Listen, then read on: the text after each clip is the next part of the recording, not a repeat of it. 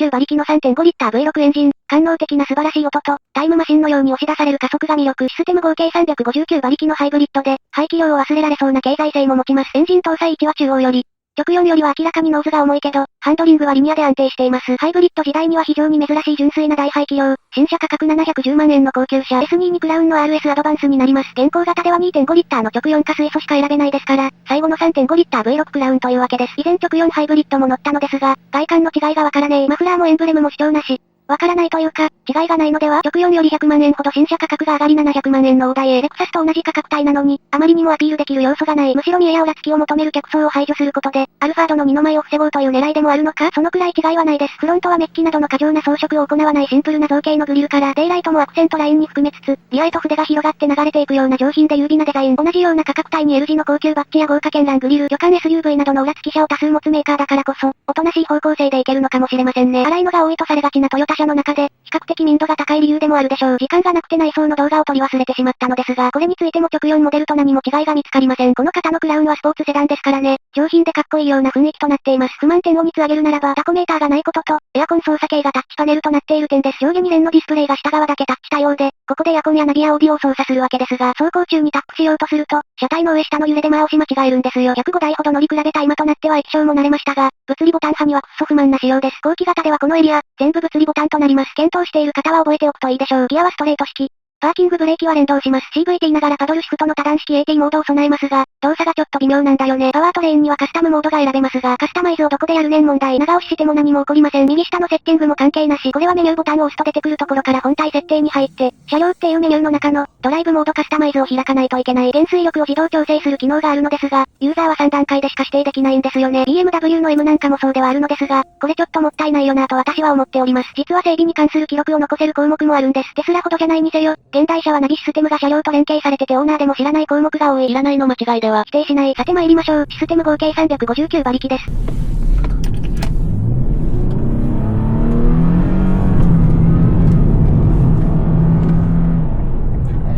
いい音だ。美しく響きます。ハイブリッドではあるんだけど、この 3500cc エンジン、さすがの大排気量で底力がまるっきり違います。少し踏むだけで瞬間移動するようにガッと押し出される圧倒的な加速力、タイムマシンのような速さです。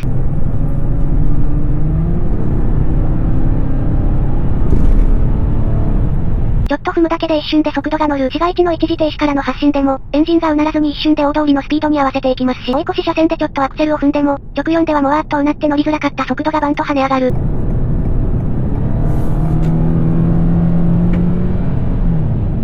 常識的なペースで高速を走るなら、加速時間は今の一瞬で十分です。今走っているのはただの高速道路ではなくて中央道の上り。結構な頻度でトラックに塞がれるわけですが、上り坂で前が開けた時、波の直4では加速が遅れるんですよ。100キロ近い速度域で結構急な上り勾配ですからね。エンジンばかりうなって速度が増えない。ハイブリッドならモーターアシストが得られるけど、中途半端なアクセル回路ではむしろ発電に回っちゃうので失速を招く。踏んでもやはり弱いが、ここは 3.5 リッターの正義。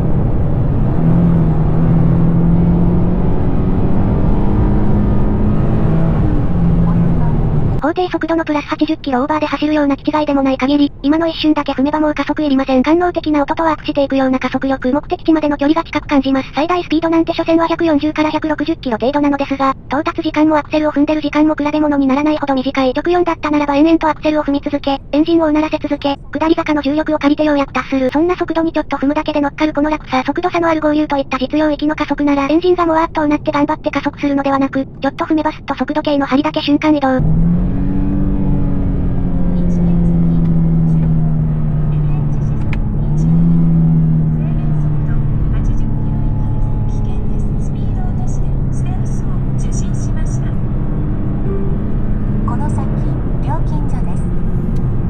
踏むたびにナレーションをぶった切っているとテンポが悪くなってしまうので、エンジン音だけまとめた動画を別で作ります。さてこの加速力は峠の上り坂でも圧倒的であるわけですが、さすがに雑にアクセルを踏めないようなパワーとなってくる本車において、その加速力の出方に致命的な欠陥があります。アクセル回路に対する加速力の出方が全くリニアではなくて、丁寧に踏んでいても、ある瞬間に突然ズドンと前に出るんですよ。マニュアルモードでエンジン回転数を固定しても、走行モードを変えても防げません。正直言うとむちゃくちゃ怖いというか、これ事故の原因になりそうです。せっかくの重量バランスに優れる FR と官能的で速いエンジンなのですが、この突然ドカンと射出される仕様のせいで、この手のカーブでは、旋回中に踏みながら立ち上がるということができません。押さえながら向きを変えて、タイヤグリップを完全に前後に使えるようになってから踏み込む、そういう走りを要求されるため、テンポが悪くなるしストレスだし、ドライバーの理想ほど速くは走れません。何よりも雨の日や雪の日に段差を越えた直後にドカンと来て、それで滑り出したらスピンですよ。前後に長くニュートラルステアなので立て直すのは楽な方でしょうが、この特性の車をそんな風に踏むドライバーに、それができるとは思えません。雪道なんかで突然くるっと回るあの感覚、スタビリティコントロールだけじゃ対応できません。普通にむちゃくちゃ危ないと思います。リアタイヤのグリップに対してパワーがありすぎないからギリ保ってるだけ。街のリア高速道路みたいな、ただ速度を40キロ足すだけの加速では問題ないんですが、車全体のバランスやタイヤへの適切な負荷配分が求められる場面で、この段付きのある加速はあかんやろと思いますね。タコメーターがないことや、さっき見せた減速時の左側のメーターの間隔に反する動作など、これだけのエンジンを積んだ FR スポーツセダンとして、ドライビングを突き詰めるにはあまりにも惜しい点が目立ちます。生産終了してるので完全に夢物語ですが、この辺の弱点を全て解消した、GR 系のモデルが出てればどうなってたんだろう。快適性と速さとニュートラルステアと経済性は現時点でも兼ね備えていますが、トヨタ車である割には、限界領域でのドライバビリティがあの段付きのある加速ではね、そんなデメリットを背負ってしまったハイブリッドですが、街乗り領域での経済性はピカイチです。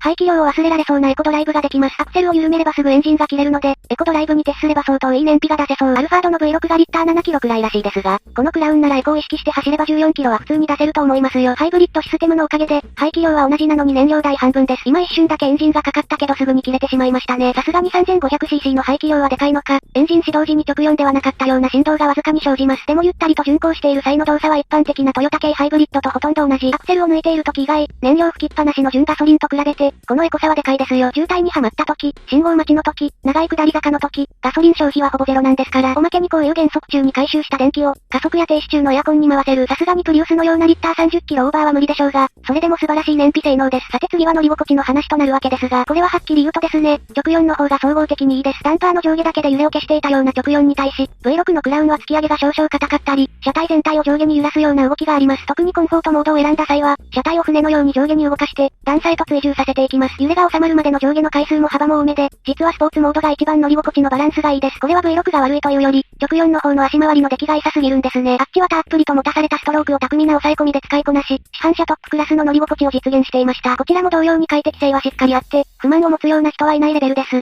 でも直4の良さを知っているとちょっと残念。もう一つのポイントは高速安定性です。3.5 リッターになってエンジンが大型化し、車重と加速力が増加しました。こうなると気になるのが高速道路を飛ばした際の快適性と安定性ですね。ただ車重が増えたのではなく、フロントのエンジンが重くなったことで、実は高速域での安定性が増しています。大きなエンジンという重りを使ってフロントをどっしりと押し付けているので、高速域での安心感が増しています。全体的にこのクラウン、パラメータを回答性に振っている一面がありまして、直進安定性自体に問題はなくても、矢のようにまっすぐ走るプリウスと比べると、直進感にちょっと不安を感じる場面がありました。3.5 リッターはフロントの重りがそのわずかな弱みを改善してくれているのです。ただレクサスの ES と比べると、どっしりと構えて高速巡航できる感じはあちらの方が上かなと感じました。あくまでクラウンはスポーツセダン、旋回性重視のセットアップだと考えましょう。スポーツプラスモードが最も高いスピードレンジを見据えた減衰設定ですが、常に上下にビシビシと振動が残り続けるような乗り味となるため、安定性最重視で飛ばすと器用ですね。あくまで人間が常に制御下に置いて操る。そんな車となっています。さてそんな重たいエンジンの影響で、完璧なフラットニュートラルだった直4とは、ハンドリング特性が少し異なります。こっちは明らかにフロントに重さがありますね。でもクイックでリニアな、癖のないハンドリングはちゃんと実現されており、少し切るだけでもしっかりとフロントが入っていきます。エンジンの重さでフロントを押し付け、常に前を沈め気味に安定させた姿勢で、切ったら切った分だけ素直に曲がっていきますよ。この程度のハンドル操作でもエンジンのサイズに対する素性の良さは感じ取ることができます。直4の身軽さが優秀すぎるけれど、こっちもこっちで素直でいいですね。姿勢が乱されそうな荒れた路面にも、エンジンの重さが安心感をもたらしてくれます。そんなクラウンセダン、排気量の正義を感じる、官能的で希少な 3500cc でございました。アクセルを踏み込んだ際の異様に段付きのある加速、あれだけが残念でしたね。またパドルシフトモードも一般的な多段式 AT とは異なり、なんかぐにゃーと伸びるような操作感。直4モデルの足の快適性と、ハンドリングのニュートラルさの次元も高すぎましたね。そこと比べると気になる点もありますが希少価値はピカイチです。というわけで今回の動画はここで終わります。ご視聴ありがとうございました。